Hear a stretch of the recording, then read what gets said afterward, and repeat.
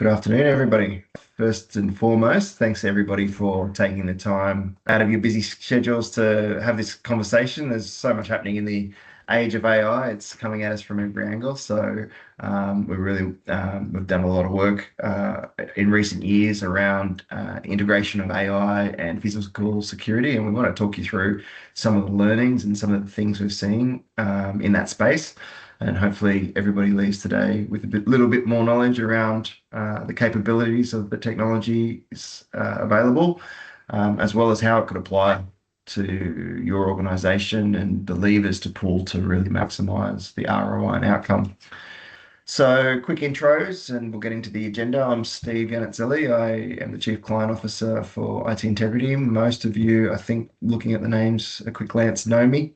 Yeah, I've been with the organization since it started in 2001, actually, and then I've forged my own career for a little while, and I've come back in the last 6 years to head up the growth function. That sees me managing sales, marketing, and acquisition of client, but also, IT Integrity is a little bit different. We're not a sales-led organization. We're a consultative partner-led organization. So a team of consultants that help invigorate our client success. So yeah, a little bit about IT Integrity and our view on organizational security. It's a broad subject. We'll go into the physical security conundrum. We'll look at what we're calling the two sides of the camera, unpack that conundrum a little bit more and talk to the challenges and the opportunities associated. We want to spend some good amount of time today in the Verkada platform. I'll tell you also a little bit upfront around how we came to knowing Verkada from a relationship perspective as a vendor. And we want to give Jesse some opportunities to showcase the product and showcase what they're doing in real world examples. And we'll jump into one of our case studies that we've had in the local market that Scott will talk us through, that will show you some of the additional functionality that we've been able to achieve with the platform, and into that Q&A. So about IT Integrity, we cover, for some clients, we are a full technology capability. We're the CIO and also the first person that picks up the call. For others, we're an extension of their project teams and augmentation of their staff and capability and capacity. But our key pillars are advisory, transformation, innovation, operation, security, and enablement. So yeah, really working with our clients when and where they need us and how they need us. And that sort of leads me into how we ended up becoming a Verkada focused partner and in their top tier relationship. But we, acting as an extension of one of our clients, did a market due diligence 3 years ago now into the physical security space, and really focused on how could we uplift the physical security footprint or investment of an organization to not only achieve the logical objectives of a safer place, but integrate it further into the model of this particular organization was a care service organization. So how can we integrate it further into the model of care so that they could get some operational advantages from that investment as well? And that will be a common theme through this message. So we looked at all the mainstays, and I won't mention names out of respect, but through that journey of around 6 or 7 vendors, Verkada was a clear standout. It was a market-leading technology as far as the way they had positioned in market, but not only positioned their product without a serverless product, which Jesse will talk more about, but the capability that they were building into that technology and how that could be leveraged. Especially early on, it was really exciting. We were, and it's still the case today. In a lot of instances, we're talking about to clients about use cases that haven't been written yet because the technology is going faster than the rate of change in those organizations. So yeah, really exciting technology and capability introduced by Verkada.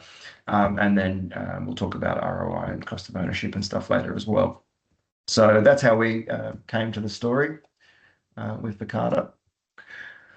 Talking about organizational security, yeah, we sort of really break it down into four pillars. And the Gartner 2025 review, which some of you will have heard me talk about before, really looks at security as an organizational topic, not just we've all been talking about cybersecurity for a long time now, and we've got multiple tools and multiple ways, and lots of investment in that cybersecurity space, and always evolving and continually in that space. But organizational security is actually broader than that. It's not just your cyber security, it's the security built around your people, the identity, and how you use those identity controls to marry into your uh, cyber security and physical security layers.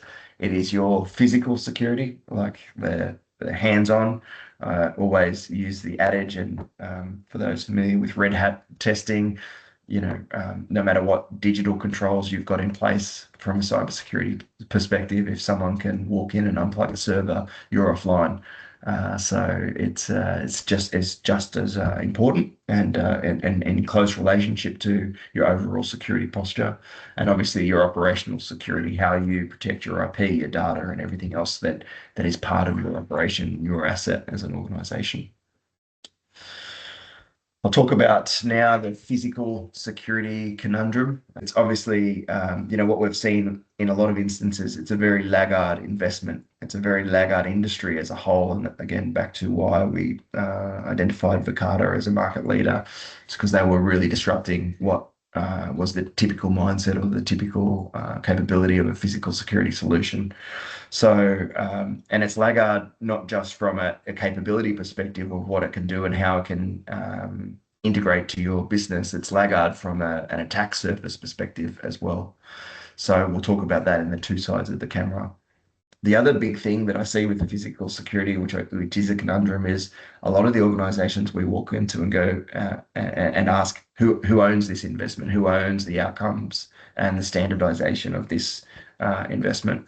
It's typically all over the shop. It can be, sometimes it's a facilities manager, sometimes it's security, sometimes it's in the realm of IT. Quite often it is unknown and unclear. So, that's a real challenge in organizations around identifying where that investment is owned and how to maximize it and leverage it.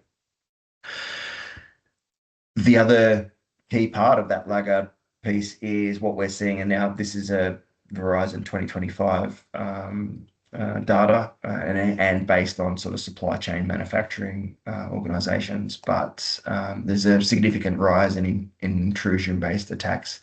Many of those attacks are intertwined with OT, IoT, and physical activity. So, you're going to a camera, the password is admin, and you're getting on the network. Quite often, there's no password cycling, there's no management of the device from an OT, IoT perspective when it comes to cameras. And it's also on the other side of that, not giving us the information to tell us we're at risk in a situation where someone's walking in.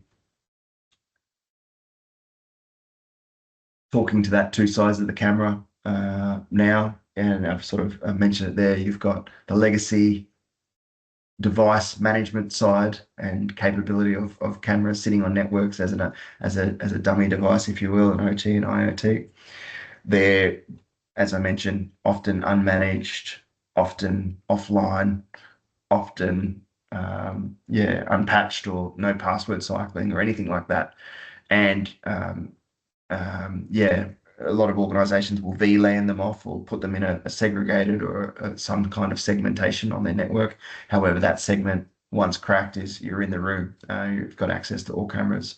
We're working with some other security vendors that do just that, walk into organizations and show them how easy it is to get access to their camera and see all visibility across their facility or their campus.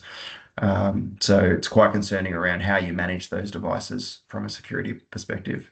The other side of that is the internal side of how you're using those cameras. So, legacy systems need someone staring at a screen to pick up an event. And as you know, there's no way to physically do that across multiple cameras, multiple campuses, multiple facilities. It's static based access versus right time, right person access. So again, it's a wall on in a room in a legacy situation in a security partner or somewhere in reception, and it's just camera view. Unless someone's staring at it at the right time, nothing's going to happen. I'll talk about that in the context of the NIST framework. So for those of you that don't know the NIST framework, it's an international cybersecurity standard, very logical commercial flow around, and we base a lot of our conversation on it because of that good intersection between people, process, and technology from a standards perspective. But NIST, quite simply, is how do you identify where you're at risk? What do you do to protect yourself from those risks? How do you detect if said protections are breached? And then what do you do to respond and recover? Really logical, organizational, people-based flow that people and process-based flow that is underpinned by technology. So if I give you the security or the digital side, it's quite comprehensive. You've got asset inventories, you've got ICT committees, you've got change approval boards to assess where risks might be coming from and identifying what the challenges might be. You've got malware and things wrapping around person's identity. From a protection, you're doing those things. You've got phishing training. You've got all those elements of firewalls, network segmentation. You've got all these activities around what you're doing to protect yourself. And then into detection as well. When something's breached, you've got a security operations center, or if you don't, please call us, you need one. Yeah, you've got other monitoring and other alerting going off to help you, to tell you something's gone wrong. And then, as you mature as an organization, you should have incident response playbooks and plans, and be able to isolate threats, so on and so forth, when those detections are made, and then have a way back to an operational standpoint. If I play that same maturity across the physical security landscape, it's a vastly different story. Right? And again, we'll go back to that, where the state of the industry is now, and the legacy solutions. So if I look at identify, I think that's where we're probably doing okay from outside. Like, we know we want to manage car park entrance, we want to manage an ATM, we want to manage a corridor or a common area for a care service facility. We sort of know, entry and exit points. We sort of know where we want to identify that physical security risk is coming from. We put things in place to protect ourselves from those risks: boom gates, access control cards, cameras, and around those areas. It's really the next part where it falls apart: detect. In a legacy solution, you're really using your CCTV footage as a recover or to investigation, to do, facilitate an investigation, or to do a post-event review and look at, what's happened or what's transpired. There is no way in a legacy environment to detect something's gone wrong and proactively intervene. I talked about that SOC or SIEM sort of capabilities before on the digital side. When we detect something's going wrong, we're isolating that threat within seconds. We're shutting down a port on a switch, or we're isolating a device so that threat can't become worse. On the legacy security side, and Scott will talk a little bit to this in our case study, without that proactive intervention, we're really defenseless to that threat. And it becomes, just a post-incident review. One of the things that, we'll talk through in Jesse's demo as well, is in that physical security instance, in that detect and respond space, is how do you tie that to your organizational capability? There's risks associated. Obviously, you don't want to open up CCTV footage to everybody in the business. Centering around those identity-based controls, integration to Microsoft Entra ID, role-based permissions, all native to the Verkada platform. We're able to, give an area manager access to the facilities or the campuses across that area. We're able to give a site manager access to the sites and cameras across that site, or the cameras and access controls and things across that site, all linked to that Entra ID. Again, I probably don't have to tell many of the people in the room that without that central point of management from an identity perspective, you create a whole nother set of risks. People off board don't get removed from the system, so on and so forth. None of that exists in this world, and that's part of that integration journey into an overall operational security or organizational security posture. So, Jesse, I will hand over to you and let you do your thing. Awesome. Thanks, Steve. Appreciate everyone. Happy to be here. Let's jump into it. So the first thing I want to talk about is the platform itself. So if we could jump to the next slide, here we go. One of the problems that our industry has, especially when it comes to deploying AI, is the fact that most customers have to buy a big mix of different manufacturers to get what they need, right? If you go to your physical security integrator today and say, this is what I need for my building, they're going to say something to you like, great. We're going to get you axes. We're going to get you cameras from one company. We're going to get you software for those cameras from another company. Your access control is going to come from a third company. We're going to get you environmental sensors from a fourth, alarms from a fifth, visitor check-in from a sixth, and so on, right? You end up with 5, 6, 7, 8 different vendors across your physical security requirements. Now, they generally work well together, but when they don't, it becomes very costly for you as an end customer to figure out what happened, what's wrong with those devices, and how to get them fixed. When we look at that from the perspective of AI, you are reliant on 4, 5, 6, 7 different vendors working together to develop AI solutions for your business. That's just not going to happen, right? The way most AI products now are being purchased by customers that have sort of legacy type solutions like that is they pay piece by piece, or they're paying for development, right? Again, large costs over time that you most likely didn't anticipate a year or 2 years ago when you bought that solution. Verkada's very, very different. I'll go into that in a sec. The other issue with your traditional deployment, let's go to the next slide, is that you are reliant on local hardware, right? So your traditional solution is going to be set up so you've got cameras running to a switch which plugs into an NVR or a server. You then have hardware on site, that monitor or local PC that you're using to view footage. Now, of course, it's 2026. Everybody wants remote access to this type of stuff. So you need to open up ports in your firewall. The biggest issue when it comes to AI with being reliant on local hardware is that's what's going to limit your ability to innovate, right? Nobody here wants to go and buy new servers every 6 months to keep up with the pace of AI. It's not possible. It costs you way too much money, right? So Verkada looks at things a little bit differently. Let's jump to the next slide here. First off, we are storing footage locally on each camera, right? That camera's job is to process what it sees in front of it in some way, shape, or form, right? We may be taking hyper zoom images of people or animals or something like that, and then sending that hyper zoom image up to the cloud. Right? So we're operating at low bandwidth. We're sending the important information to the cloud where it then gets processed further to offer things like AI search, unified timeline, our slip and fall alerts, things that I'll show you in our demo environment in a second here. Now, customers that bought our solution 2 years ago are taking advantage of these features because the way we innovate, again, being a hybrid cloud solution, is with AWS in the cloud. Right? The cameras we released back in 2019 could take a hyper zoom image of a person, but we're then taking that image and processing it further with the advancements that AWS has made to allow us to report back on tons of different issues for customers and solve problems. So again, storing locally on that device, a really important piece of that is how much footage are we storing. We're really proud to say that we're going to align with your policies.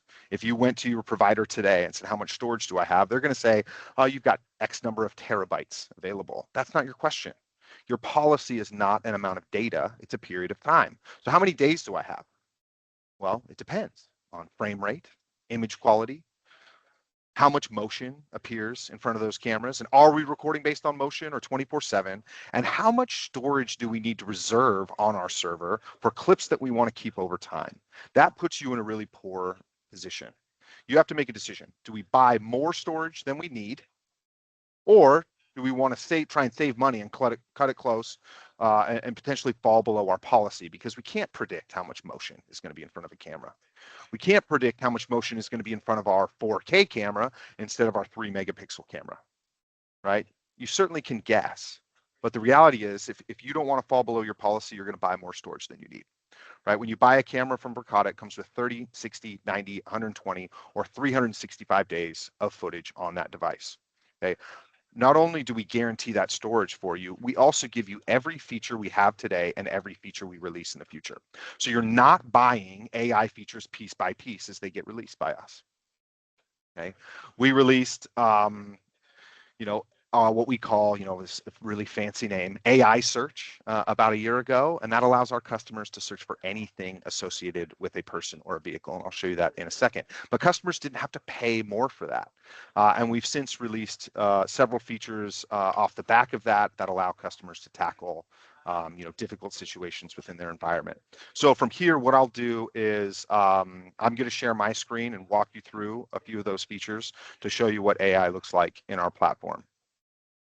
And again, So, lots of questions as we go. Yeah, so feel free to come at us with some questions. We've got lots of registrants that couldn't actually get this time slot, so we're sending out a video. So the more we can ask now, the better. can you guys see that screen okay? And do. Great, awesome. So command.verkada.com is where you're going to get access to everything. From a high level, what we want to do is make it very easy for you to find, save, and share footage. Sounds pretty simple, but we don't want you to spend a lot of time doing that. Get in, get what you need, get out. So if I jump to maybe this camera down here, this railroad entrance camera, we see a live feed on the top, thumbnails down below, and you can see we've already sorted those thumbnails for motion of people, bounding boxes around those individuals, arrows pointing where they're going, and then all I have to do is hover over this and it starts playing that clip for me, right? I can get more specific with that search. If I need to figure out who came through this door, I'm going to select that door up here, scroll down, and I'll see all the instances, again, of people walking through that door. If this is the guy I'm worried about, again, I can view this clip or click on it to dive a bit deeper. You'll see down below, we've got these blue markings showing where motion is in the frame, so I can pull that forward quickly.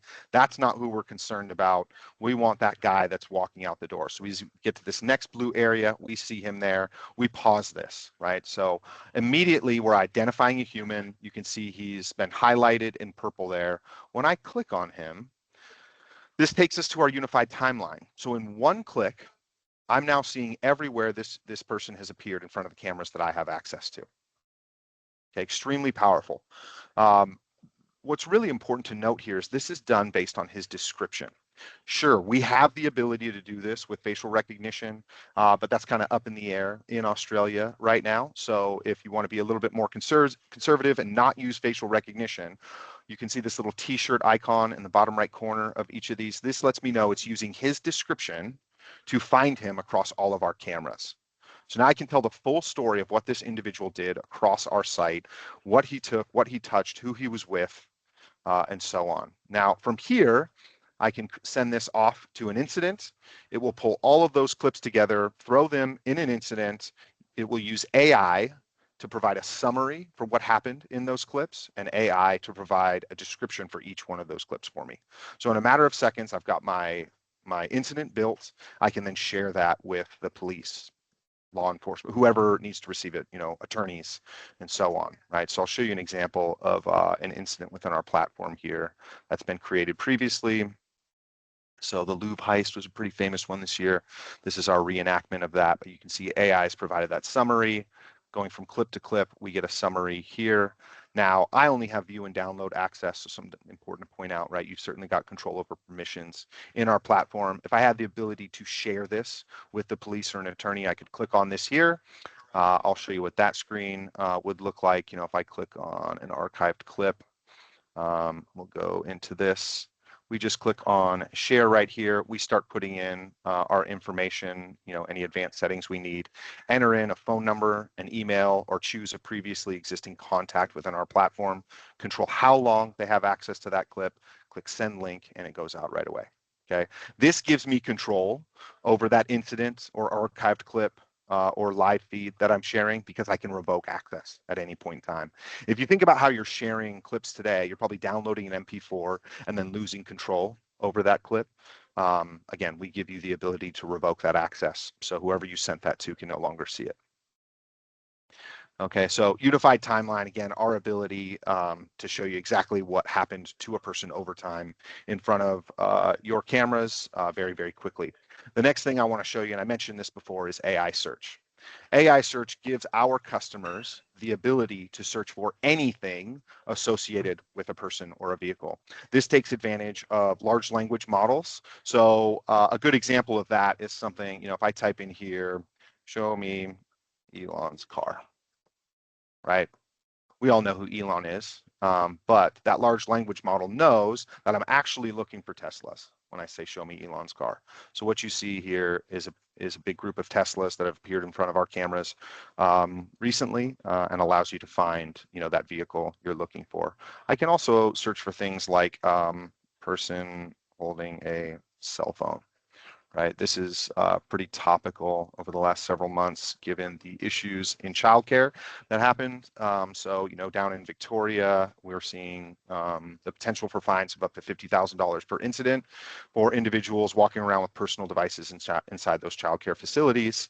We give our customers the ability to search for those incidents, right? You see all of these people holding cell phones. Of course, in a demo environment like this, you're going to see tons of options. What I haven't mentioned yet is, although this search here is reactive, we can then make it proactive. So the ability to create an alert associated with the prompt that you've given our system, right? So customers in childcare can now receive an alert anytime someone walks in front of a camera with a personal device. They can deal with that immediately, discuss that with the employee who's doing it, why they're doing it, reprimand them, and move on.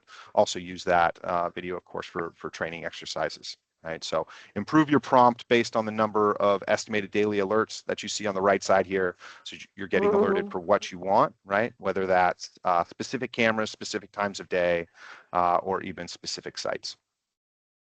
Very applicable to aged care, which is a market that we do very well in, is our slip and fall alert that we released. So most of the alerts and the images I've shown you are images, right? It's a single frame that we're using to provide an alert. But Verkada, given the innovation that we've seen on these cameras over time, is now offering some alerts that associate with multiple images, right? So if I go into my alerts section here and we go to slip and fall, we'll click on this one right down here, and we'll see these people walking through, and poof, there we go in the background, little girl falls over, right? We've also got some, a few employees helping us out with our demo environment. You'll see this guy walk, slip, fall backwards, hurts his back, gets up and walks out, right? So this is using multiple images, not someone laying on the ground, not someone tying their shoes, but multiple images tied together to tell us that that was a slip and fall. So again, every feature we offer today, every feature that we release in the future. If you think about, slip and fall technology on the market today, getting it from a third party, you're paying extra, your cameras are not doing it, right? So we offer that natively in our platform. Buy a camera today, get this technology. So pretty exciting for our customers. I hope you got a gift card for that work, mate. That is Yeah, some sensational acting. unfortunately, Northern California is a bit further away from Hollywood than most people out here realize. So couldn't Yeah, get quite the best actors, but we tried. love it. And then the last thing I want to show you guys is Helix, right? I think there are so many use cases for this. When you talk about innovation, our customers are constantly evaluating new platforms to support their business. Helix is our ability to index video footage against any data point with a timestamp.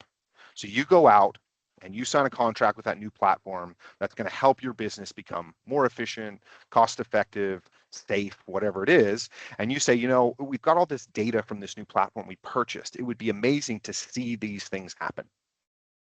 That's what Helix is going to do for you.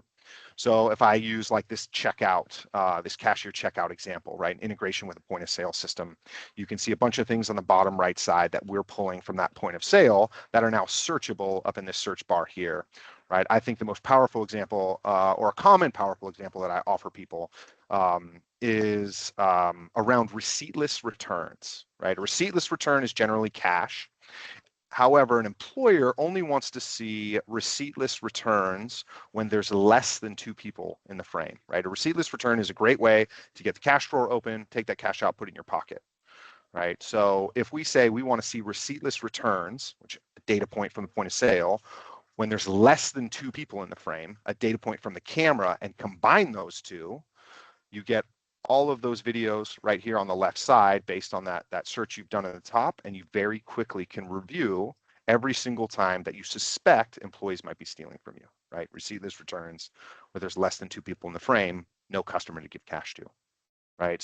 So much more efficient than going through the audit log in your point of sale and writing down all the timestamps of when you've done any receiptless return and then watching all the video associated with that. It's just not reasonable, because most of them are going to have a customer to give cash to. You know, we highlight, of course, in this scenario, examples where there is no customer. So again, I think Helix more than anything shows some true innovation on the AI side for us, and allows our customers to continue to work with additional platforms that are supporting their business as they expand.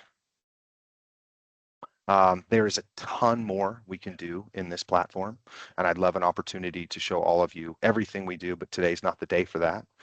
From here, I'm going to pass it over to Scott to continue the conversation. Yeah, I might just before Scott gets going, I might just wrap up a few key points that came out of that for me. Just like even to reinforce that I really like the way that Verkada phrased this. They said the camera or the access control point or the investment you make today in a typical situation is the best investment you make, and then it deteriorates over time. Whereas Verkada is exactly the opposite to that. And even today, I just learned around your new advancement to subtract the facial recognition and use the body or the colored shirt and enhance your search criteria to still have that feature of tracking a person through an environment. It's just incredible. So, I think that is a really key point for this platform. The other thing in that that really stood out is that AI purview from a cybersecurity. And again, Gartner talks about the physical security and cybersecurity remit colliding and converging. And it's a big theme of what we're trying to educate our customers on, and having the purview of the physical security risk in the eyes of the CISO, so that, or the Chief Information Security Officer, so that you can actually put a proper governance risk and compliance lens over your organization. But that in the digital security side, we talk about, and there's lots of products that do this. We talk about AI in isolation versus AI with a vision across a landscape or a multitude of monitors and sensors. And in isolation, very good, great tool, obviously, and a great intelligence partner is the framing for AI these days, for those of you that haven't picked up on that. But it's great in isolation, but it's even more powerful when you can garner information across multiple devices, multiple sensors, multiple platforms, and that integrated suite really accelerates that for our clients. And then, yeah, obviously, what you're doing around taking away from traditional scrubbing and being able to having to go through and find an event or find a situation and then not having that full story of where else were they and things like that. It's just the native integration of that into your platform, and then into how organizations respond is really powerful. So that's actually probably a really good segue for Mr. Fishburne. I'll start sharing screen again. We've got two Scots in our organization. I call this Scott, for whatever reason, Jimmy. I think it sort of went down a whole John Farnham thing and then across to Jimmy Barnes because he looks like more of a Barnesy fan. So Jimmy, over to you, mate. I'll let you talk through some of the stuff you're seeing out there in the real world. Cool. No worries. Thanks, Steve. And thanks for the demo, Jesse, as always. I've sat through many a demo and I'm always very impressed with what I see. Such a great product. Hi, everyone. Thanks again for your time today and joining us. When I was asked to present a use case today, with the many sites that I could choose from, I actually decided to talk to you about this holiday resort that we've got in Cairns that we recently deployed. Essentially, they came to us with a number of challenges they had. And the reason I wanted to talk about this particular site is it's such a unique solution, and it really demonstrates, I guess, the versatility and the flexibility that the Verkada platform can offer. The IT integrity team sat down with the site manager at this resort and his extended team, and we went through the challenges with them. Now, these challenges are very specific to present them with a solution that was going to be fit for purpose for what they needed to require. So they had repeated after hours intrusions. They were having break-ins, and this was mainly around a fence line perimeter. It was quite an extensive fence line, 1.6 kilometres. You can see at the bottom of the presentation there. A 1.6 kilometre fence line is quite an extensive, I guess, amount of area to cover for cameras. And what they didn't want was a compound feel. So they didn't want to have too many cameras placed there. But what they were experiencing with these breaches was a major theft problem. And as I said before, it was after hours. People were coming in, and essentially things that weren't chained down were going missing. Electric scooters, bikes, surfboards, chairs, and cars as well. Yeah, Land Cruisers, yeah, they were losing cars. So it was this major problem that they were having. The other point to mention there as well is that, you know, I mean, with a holiday park, it's, you know, you've got a lot of families, you've got a lot of children going into these facilities, and you want to provide a safe and secure environment for them to be able to enjoy their holiday and not have to, you know, worry about people coming in at night and you know, sort of taking their goods. So to get around that compound feel, we had to come up with a solution that was going to minimize the amount of cameras. And I'll get into that in a second, but I guess one of the other challenges they had is that with their traditional CCTV solution that they had in place, and the on-site guards that they had in place as well, their approach to this breach that was happening, it was reactive and it was costly. So when I say reactive, nothing was in real time. It was always after the fact.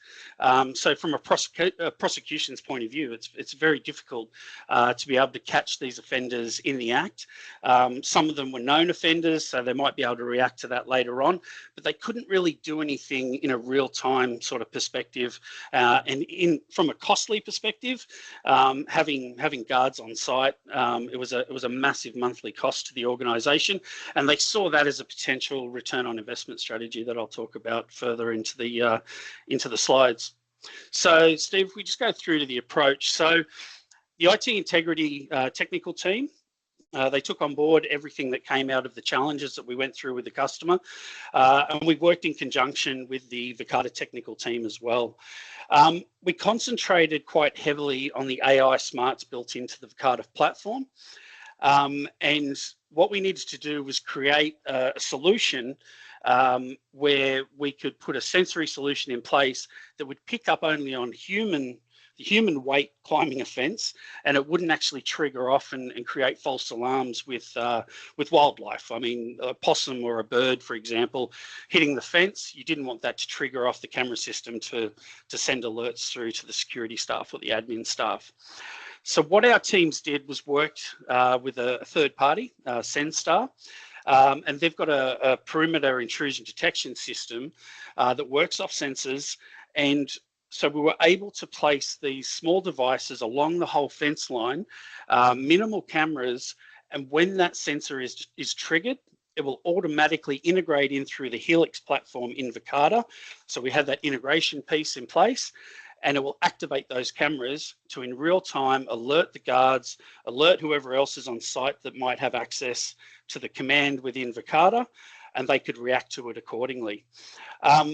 Those real-time alerts were a massive game changer for this particular site and this organisation as a whole. I'll just talk about some of the results that came out as part of that, Steve, if you don't mind. So with the solution that we put in place, there were much fewer incidents because, I mean, the offenders became aware that they weren't going to get away with getting onto the site, get to where they needed to be to gain whatever it was they wanted to gain and get out without being caught. With this real-time notification, they quickly started to realize that this wasn't the site that they wanted to breach anymore.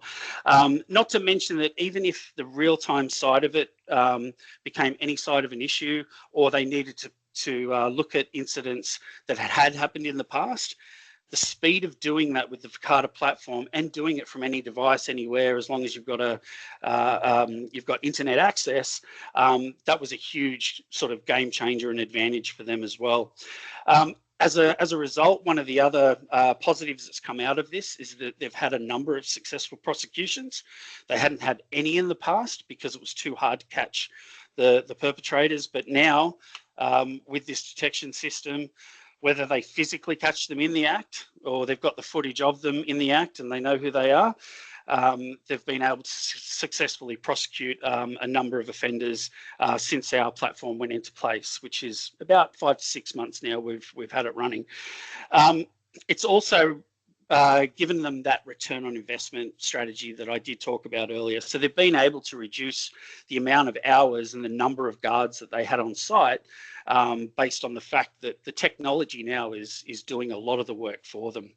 And again, I've got there the real-time intervention. I mean, you know, that in itself just plays a massive part. And I know I talked about that a number of times, but to give those real-time alerts, it's absolutely changed the way that they're operating and functioning on that site. Not to mention that they've now not only deployed this solution on that particular site, but they've rolled out Verkada across the entire site. They're using some of the other advanced features like license plate reading that Jesse talked about before at the front gate. They've got it integrated in with their booking system. Someone staying on the site drives up, they get an automatic boom gate lifts because it's reading their license plate that's been registered. They're using slip fall functionality around the pool areas and the tennis courts. And they're using that AI search as well, just to name a few, but they've loved the solution that much that they've rolled it out across the site. And at the moment, we've got a rollout plan for many of their other sites as well. So yeah, it's been a great success. And yeah, if anyone wants to reach out and know anything more about it, I'm more than happy to talk you through it.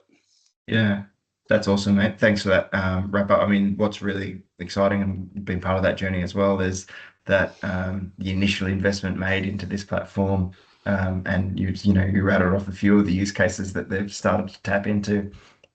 Yeah, they made the investment with one sort of motive in mind, but have been able to extend that into a whole lot of other use cases that is effectively changing the way that they're operating as an organization, bringing efficiencies and opportunities for them to better the experience for their clients, but better handle some of the challenges that they're facing as an organization as well. Jesse, we've got a question from Ryan. I don't know if you can see it in the chat there. There's a couple there, right? Yeah. So the first one with Ali, like, how do you tangibly measure return on investment here, right? I mean, it depends on what the problem is that we're solving, Ali, but I can tell you we work with a large enterprise business in the US that was spending about $100 million on what they believe were fraudulent insurance claims. Imagine you drive your car into a quick service oil change spot. They change out the fluids and you drive away. You then call up to that place, 20 minutes later and say, you damaged my car. That business had no choice but to just pay out to have that car replaced because they had no way to truly prove that the car was damaged before it got there, right? They've now deployed our cameras around the entrance to their building, 4 cameras that look at each side of a vehicle, and they've combined that with Helix. So when someone calls up and say you damaged my vehicle, they can say, okay, what's the the transaction number on your receipt? What's your registration plate? Something like that, an identifier. They can type that into Helix and immediately see all the videos from all sides of that vehicle coming into the garage, and can determine right then and there if the vehicle was damaged or not before it arrived. Right. So, assuming we get rid of 60% of that. I mean, that's 60 million bucks they've saved on a $20 million investment. Yeah. Yeah, I mean, again, I sort of opened with and on the ROI piece, there's so many opportunities in different sectors. I know I've got a few registrants that are coming in from one of them from a stadium side and one of them from a large, like Westfield side of large retail infrastructure. You know, the ability for your concierges at those sites to find a lost child and track exactly where that child has been. I mean, that's an outcome and an ROI that is a life-changing one. You know, a lot of stress involved when you're in those situations at an arena. So things like that. In aged care, we've started to do some time and attendance integration. So rather than having to go in and plug in, you know, you need to record when your staff are on site and off site, and we can tell you that through that Helix platform. Other one in aged care that we've been able to do, which again is both an efficiency from a point of care, but also a human outcome perspective, is dementia wandering and loitering, being able to sort of lax some of the memory support, lockdown sort of doors with the knowledge and the safeguard that we've got eyes on the people we need eyes on and alerts to help us. So we don't need physical people watching a camera to know that, you know, Bob's walking down a hallway he shouldn't, and can someone just go and steer him in the other direction, sort of thing. So yeah, lots of ways to sort of claw back that ROI. Again, operational efficiencies galore to behold. So the other question there from Jesse, regarding the large language models. I don't know if you want to speak to that. Yeah, definitely. Right. So I'll say this, like, we take advantage of existing large language models. However, we are not pushing out your data, your video or images or anything like that to a third party for processing. Yeah, our customers own their data. You know, we don't have access to it. So yeah, we can't use it, and we're not pushing it out to third parties. Perfect. Yeah, so yeah, it's inside the container of the command cloud, which is the Verkada's online platform.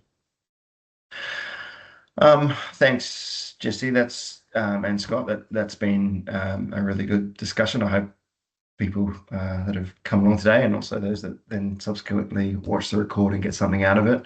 As Jesse sort of said, we've got proposed next steps for those that are interested. We'd love to talk more about, you know, sector specific use cases and what we're seeing. And, you know, a lot of the demo today was heavily on the camera capability, but there's all those other parts of the product portfolio. So there's much more to scratch into. As Jesse said, that's a talk for another day, and would love to line up that talk. So if you want to scan that QR code, you can get in contact with us, and we can do that sort of more deep dive. Our process with clients is, you know, our backing of this product and this capability is to get it into your environment, and let you have a look and have a play with how it could work, and start to explore your organization's mindset and use cases as an individual. So there's a trial device offering where we can set you up there, but also obviously we can a means to set up a full deployment plan and talk around what the cost and where those ROI triggers are, and start to build out the investment plan for your business. So thanks again, Jesse, Scott, and everybody that took the time to come along today.